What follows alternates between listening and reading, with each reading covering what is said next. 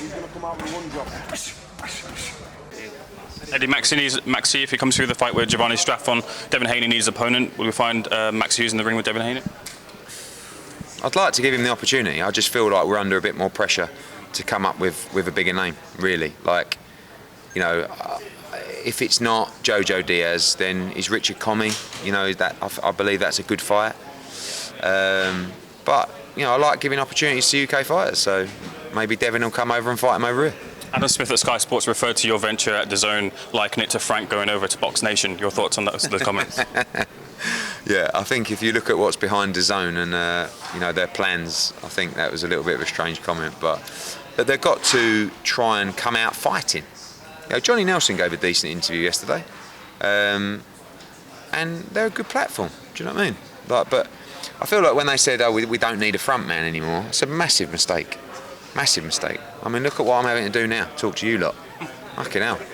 You know, and luckily I'm only doing it for half an hour. Normally I'll be doing it for 3 hours, but that's your job. So when you do a Sky show, who's going to come up here and talk to you? What do you make of Ben Shalom? Is he the right choice? You could have gone with Al Siesta, Calais Sutherland, Steve Wood.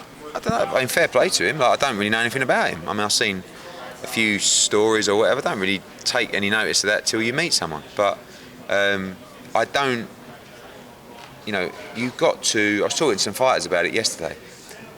It's all very well saying it's about the fighters, and it's always about the fighters. Of course it is. But when the fighters are training or sleeping or not wanting to talk to anyone, it's your obligation as a promoter to drive their profile, to be out there pushing the machine, speaking on their behalf. And that's what I do for a living. And any promoter will do that. Callie Sutherland will do that. So this guy, Ben, his obvious approach is I don't do interviews and I don't do... But that's, you know, you're not really a promoter if you do that. I mean, Al Heyman doesn't either, but he's an advisor. You can do that from behind the scenes. A promoter's job is different, and you can't really rely on Adam Smith to get out there and beat the drum about these shows, and because it's a different audience, it's a different world. You can't engage with those people. So, but honestly, people keep asking, "Oh, what do you think?" I think it's great, because I want to feel like there's competition. I want my broadcaster to feel like there's competition, because they'll be even more aggressive. And you know, it's great. And look, this is a young guy who's got.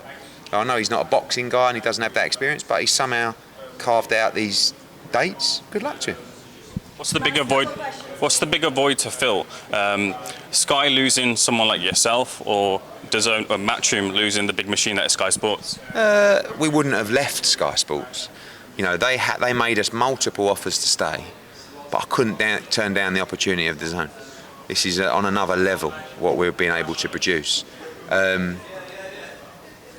Sky losing me. Listen, Sky are a massive organisation. In terms of Sky losing me for their boxing, I don't want to sound arrogant, but you can't replace me at what I do. Sorry, mate. At what I do, right? You can replace shows. I'm sure you can sign fighters, but you can't replace me. And fair play to them, they've decided not to, because they just said, look, we're not going to get another Eddie, so let's do things differently. And time will tell whether that works or not. But honestly, good platform, good people. Wish them all the best.